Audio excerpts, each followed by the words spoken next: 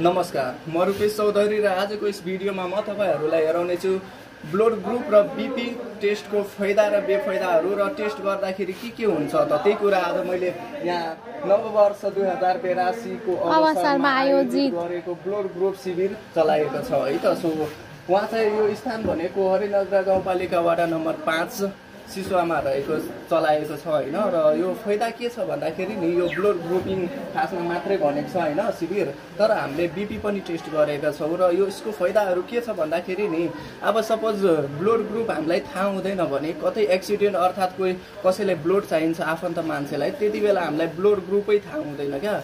अब blood group पहिला नै थाहा भयो भने कोही एक्सिडेन्ट भयो कसैलाई ब्लड चाहिएको छ भने हामी आफ्नो मान्छेलाई लान त सक्छौं नि टाइममा। ब्लड यदि भएन भने मान्छेको ज्यान जान सक्छ क्या। त्यही भएर यो महत्त्व राख्छ कि हाम्रो ब्लड ग्रुप चाहिँ हामीलाई थाहा हुनुपर्छ भनेर।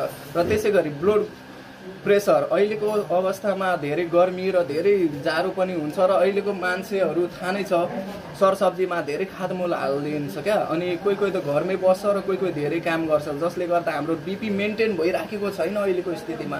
कसैलाई टेन्सन छ भने कसैलाई टेन्सन फ्री छ क्या, सबैले सबै कुरा छ। त त्यही भएर हामीले बीपी पनि टेस्ट गरेका छौं ताकि हामीलाई पनि थाहा होस् कि कुनै पनि व्यक्तिलाई सबभन्दा धेरै टेन्सन भनेको अहिलेको अवस्थामा बीपी हो खासमा। किनकि बीपी यस्तो कुरा हो जसलाई हामी मेन्टेन गर्यौं भने सबै कुरा नर्मल हुन्छ क्या।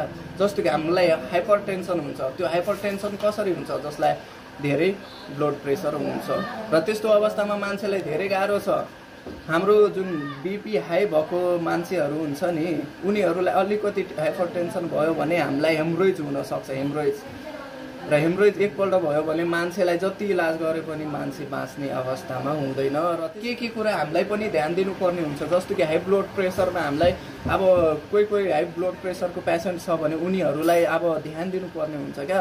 अब कतै हिँडिराखेको छ भने अलिकति टाउको दुखाइ घुर्मी लाग्यो अर्थात् मुटु पोल्यो भने बसिहाल्नु पर्छ क्या। त्यसै गरी लो ब्लड प्रेसर अब कुनै मान्छे कमजोरी हुन्छ क्या। अब कमजोरी भएपछि त्यही नखानापिना खानुपर्ने हुन्छ, भइहाल्छ ठिक, त्यो सबैलाई थाहा छ। तर के कुरा हामीलाई पनि ध्यान दिनुपर्ने हुन्छ, जस्तो कि माथिबाट लो ब्लड प्रेसर हुन्छ भने उनीहरूलाई चक्कर आएर कतै बेहोस भयो भने कोही हेरेन भने ज्यान पनि जान सक्छ।